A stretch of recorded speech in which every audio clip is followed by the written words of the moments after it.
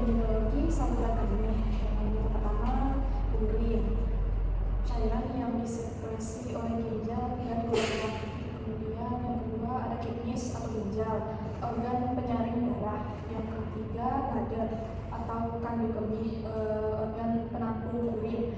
Yang keempat ada nephron, unit fungsional terkecil pada ginjal untuk filtrasi darah. Kemudian polip, pertumbuhan jinak yang menonjol dari selaput lendir. Kemudian ada sistitis, peradangan kandung kemih. Kemudian cryptorchidismus, cacat perkembangan testis. Kemudian ada prostatis, peradangan kelenjar prostat. Kemudian ada hiperplasia prostat jinak, yaitu pembesaran jinak pada kelenjar prostat. Kemudian ada azoospermia, tidak adanya sperma dalam urin. Kemudian ada hematuria, yaitu darah dalam urin. Kemudian inkontinensia, hilangnya kontrol kandung kemih. Kemudian ada nefrolithiasis, batu ginjal. Kemudian ada nephrectomy, pengangkatan seluruh ginjal. Kemudian orchiectomy, pengangkatan testis. Kemudian piuria, yaitu darah dalam urin. Kemudian ada vesicula seminalis, kelenjar aksesori pria. Kemudian ada ureter, tabung yang menghasilkan urin dari ginjal ke kandung kemih. Kemudian ada uretra, saluran yang mengalirkan urin dari kandung kemih ke luar. Kemudian ada ureteral cavuli, yaitu batu ginjal yang turun ke ureter.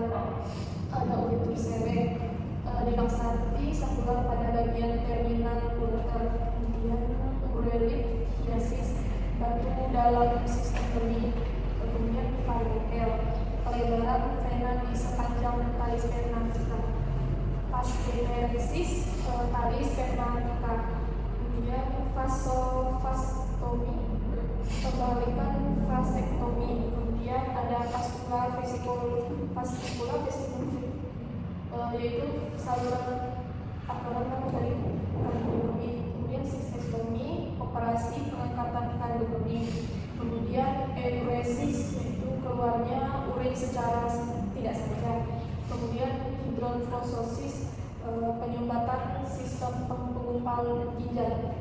Kemudian ada litotripsi, yaitu proses memecah batu ginjal dengan gelombang ultrasonik. Kemudian antigen spesifik prostat, yaitu protein yang hanya diproduksi oleh kelenjar prostat. Kemudian prostat, yaitu organ reproduksi pria yang memproduksi cairan untuk pelindung sperma. Kemudian ada prostarektomi, yaitu operasi pengangkatan kelenjar prostat. Kemudian ada diuresis, pengangkatan produksi urin. Kemudian ada kandung kemih, organ yang menampung urin.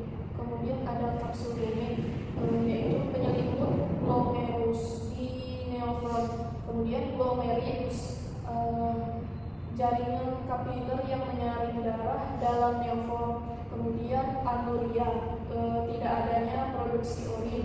Kemudian ada oligota, produksi urin yang sedikit. Ada reabsorpsi, yaitu proses penyerapan zat yang diperlukan oleh tubuh. Kemudian ada sekresi, proses pengeluaran zat sisa pada tubuh. Kemudian ada miksi, proses pengeluaran urin dari kandung kemih.